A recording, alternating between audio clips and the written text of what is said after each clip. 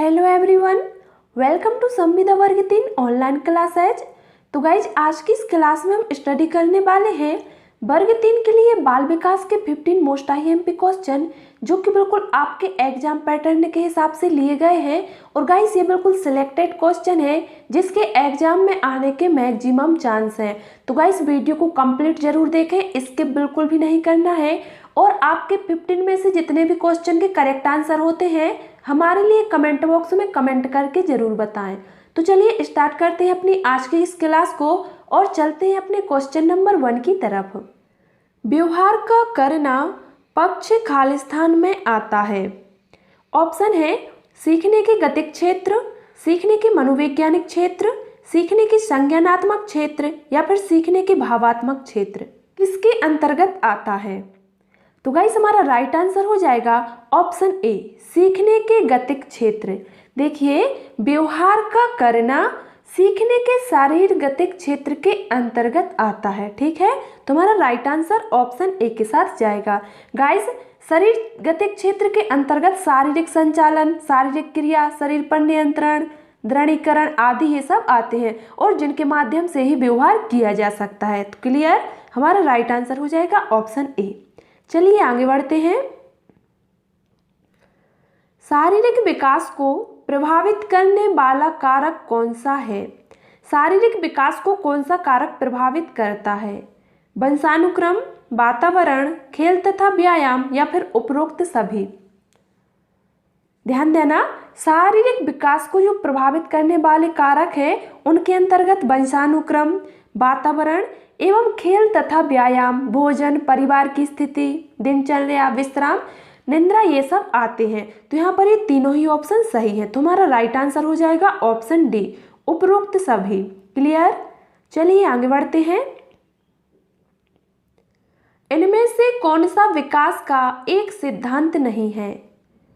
Option है विकास संशोधन योग्य होता है, विकास केवल संस्कृति से शासित और निर्धारित होता है, विकास जीवन पर्यंत होता है या फिर विकास वंशानुक्रम और पर्यावरण दोनों से प्रभावित होता है। क्या होगा?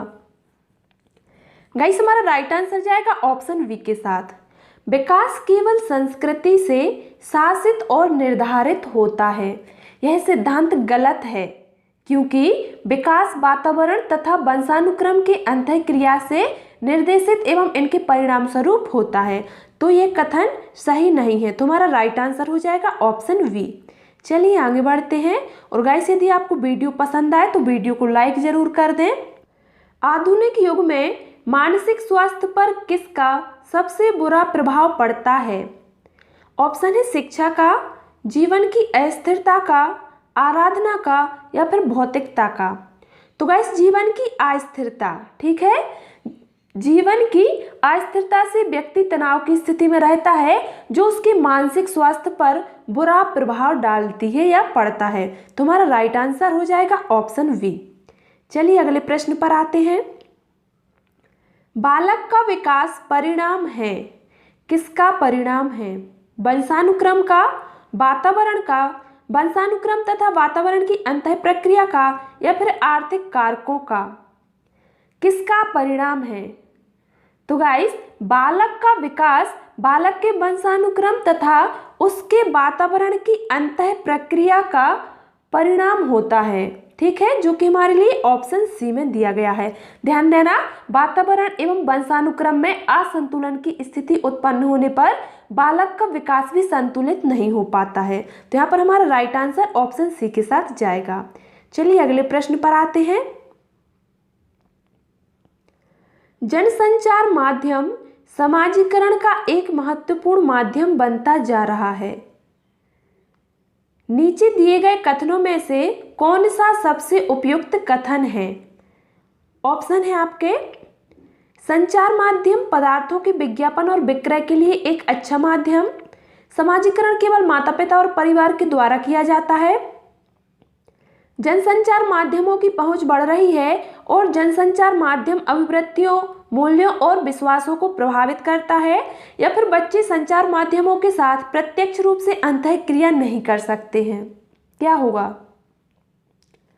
तो गाइस यहाँ पर हमारा राइट आंसर जाना चाहिए ऑप्शन सी के साथ। देखिए, वर्तमान परिदृश्य में जनसंचार माध्यमों की पहुंच हर व्यक्ति तक हो गई है और ऐसे में यह समाज की अभिवृत्तियों, मूल्यों तथा विश्वासों को भी प्रभावित कर रही है। ठीक है, चाहे वह प्रिंट मीडिया हो, इलेक्ट्रॉनिक मीडिया या फिर सोशल मीडिया, फेसबुक, व्हाट्सएप, ये सभी, तो इन सब ने समाज के मूल्यों को प्रभावित किया है और इससे यह सिद्ध होता है कि जनसंचार माध्यम समाजीकरण का एक महत्वपूर्ण साधन बनता जा रहा है। ठीक है, तुम्हारा राइट आंसर हो जाएगा ऑप्शन सी। चलिए अगले प्रश्न पर आते हैं। सीखने में प्रयास व भूल के सिद्धांत का प्रतिपादन किसने किया? ऑप्शन है कोहलर, पावलोव, थारनडाइक या फिर गेस्टाल्ट।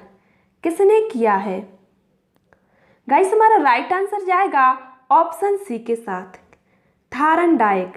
सीखने के प्रयास व भूल के सिद्धांत का प्रतिपादन थारनडाइक महोदय ने किया है। और गाइस, इस उद्दीपक अनुक्रिया सिद्धांत, संबंधवाद बंधन सिद्धांत भी कहते हैं। तो गाइस, हमारा राइट आंसर ऑप्शन सी के साथ जाएगा। चलिए अगले प्रश्न पर आते हैं। बाल केंद्रित शिक्षा में शामिल है। ऑप्शन है बच्चों के लिए हस्तपरक गतिविधियां, बच्चों का एक कोने में बैठना, प्रतिबंधित परिवेश में अधिगम या फिर वे गतिविधियां जिनमें खेल शामिल नहीं होते। बाल केंद्रित शिक्षा में शामिल है, क्या है? तो गाइस, हमारा राइट आंसर हो जाएगा ऑप्शन ए, बच्चों के लिए हस्तपरक गतिविधियां। देखिए, बालक की रुचियों, प्रवृत्तियों तथा क्षमताओं को ध्यान में रखकर शिक्षा प्रदान करना ही बाल केंद्रित शिक्षा कहलाता है। और इसके कुछ प्रमुख सिद्धांत भी हैं, तो उसमें से एक ये भी है जो बाल केंद्रित शिक्षा में शामिल है। तुम्हारा राइट आंसर हो जाएगा ऑप्शन ए। क्लियर? चलिए आगे बढ़ते हैं। और गाइस, वीडियो को लाइक करना ना भूलें और यदि आप हमारे चैनल पर अभी पहली बार पधारे हैं तो चैनल को सब्सक्राइब जरूर कर लें। बुद्धिमापन की भाटिया बैटरी परीक्षण में है।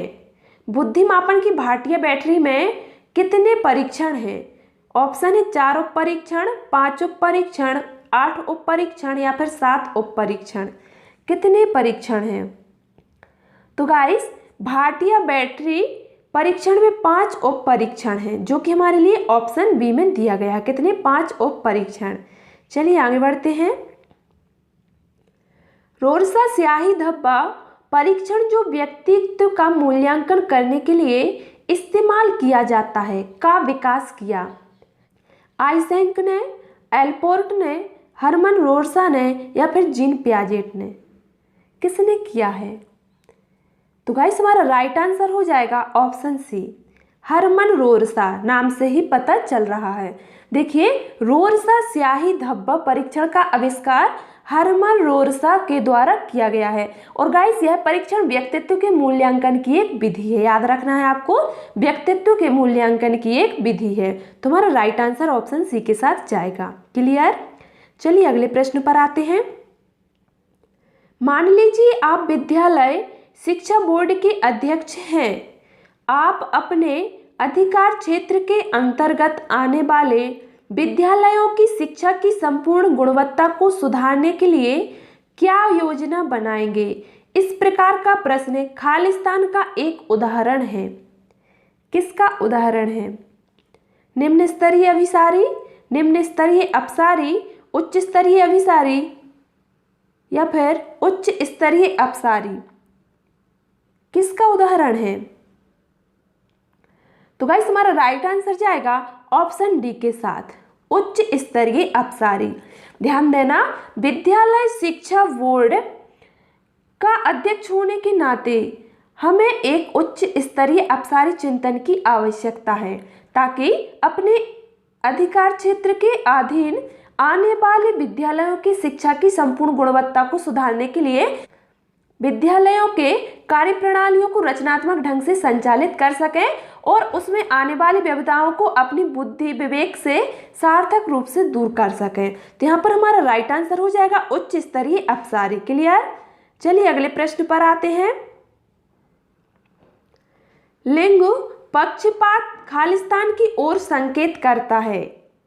ऑप्शन है आनुवांशिक विभिन्नताओं जो लड़कों और लड़कियों में मौजूद हैं, स्त्रियोचित और पुरुषोचित विशेषताओं में सापेक्षिक रूप से स्वयं का बोध, अपने शरीर विज्ञान के कारण लड़कों और लड़कियों के बीच विभिन्नताओं की स्वीकृति या फिर सांस्कृतिक अभिवृत्तियों के कारण अपेक्षाओं पर आधारित लड़कों और लड़कियों से भिन्न व्यवहार करना। क्या होगा? तो गाइस हमारा राइट आंसर जाएगा ऑप्शन डी के साथ। क्या है? सांस्कृतिक अभिवृत्तियों के कारण अपेक्षाओं पर आधारित लड़के और लड़कियों में भिन्न व्यवहार करना लिंग पक्षपात की ओर संकेत करता है। तुम्हारा राइट आंसर हो जाएगा ऑप्शन डी। चलिए आगे बढ़ते हैं। हम सभी अपनी बुद्धि, प्रेरणा, अभिरुचि आदि के संदर्भ में भिन्न होते हैं। यह सिद्धांत संबंधित है। यह सिद्धांत किससे संबंधित है? ऑप्शन है व्यक्तिक भिन्नता से, बुद्धि के सिद्धांतों से, वंशानुक्रम से या फिर पर्यावरण से। किससे संबंधित है? देखिए, हम सभी यदि व्यक्ति बुद्धि, प्रेरणा, अभिरुचि आदि के संदर्भ में भिन्न हो तो इस प्रकार का अध्ययन व्यक्तिक भिन्नता के सिद्धांत से संबंधित है। किससे है? व्यक्तिक भिन्नता के सिद्धांत से संबंधित है। तो ऑप्शन ए हमारा बिल्कुल राइट आंसर हो जाएगा। चलिए आगे बढ़ते हैं। सतत और व्यापक मूल्यांकन खालिस्तान पर बल देता है। ऑप्शन है बोर्ड परीक्षाओं की अनावश्यकता पर, सीखने को सुनिश्चित करने के लिए व्यापक स्केल पर निरंतर परीक्षण, सीखने को किस प्रकार अवलोकित, रिकॉर्ड और सुधारा जाए इस पर, या फिर शिक्षण के साथ परीक्षाओं का सामंजस्य। किस पर बल देता है? तो गाइस हमारा राइट आंसर हो जाएगा ऑप्शन सी। सीखने को किस प्रकार अवलोकित, रिकॉर्ड और सुधारा जाए इस पर बल देता है। ठीक है, तो option C is right answer. चलिए अगले प्रश्न पर आते हैं। बच्चों के सीखने की प्रक्रिया में प्रगति तब हो सकती है जब हम उसकी प्रगति की नियमित रूप से जांच करें, बच्चों की प्रगति को नियमित रूप से जांचने के साथ साथ सुधारात्मक कदम उठाएं, बच्चों को नियमित रूप से गृह कार्य दें या फिर बच्चों के लिए नियमित रूप से गतिविधियां आयोजित कराएं। क्या होगा? तो गाइस यहाँ पर हमारा राइट आंसर हो जाएगा ऑप्शन बी। क्या है? बच्चों की प्रगति को नियमित रूप से जांचने के साथ साथ सुधारात्मक कदम उठाएं, क्योंकि बच्चों के सीखने की प्रक्रिया में प्रगति तब ही हो सकती है कि जब हम बच्चों की प्रगति को नियमित रूप से जांचने के साथ साथ सुधारात्मक कदम उठाएं, और इसलिए प्रगतिशील शिक्षण व्यवस्था में विद्यालय आधारित मूल्यांकन प्रक्रिया अपनाई जाती है। तो ऑप्शन बी हमारा बिल्कुल करेक्ट आंसर होगा। क्लियर? तो गाइस आज की इस क्लास में हमने बाल विकास के 15 मोस्ट आईएमपी क्वेश्चन स्टडी किए हैं। आशा करती हूँ कि आपको बहुत अच्छे से समझ में आ गए होंगे। तो यदि आपको आज की ये क्लास पसंद आई हो तो इस वीडियो को लाइक कर दें, और इसी तरह के नए नए वीडियो को पाने के लिए चैनल को सब्सक्राइब करना ना भूलें। Thanks for watching this video.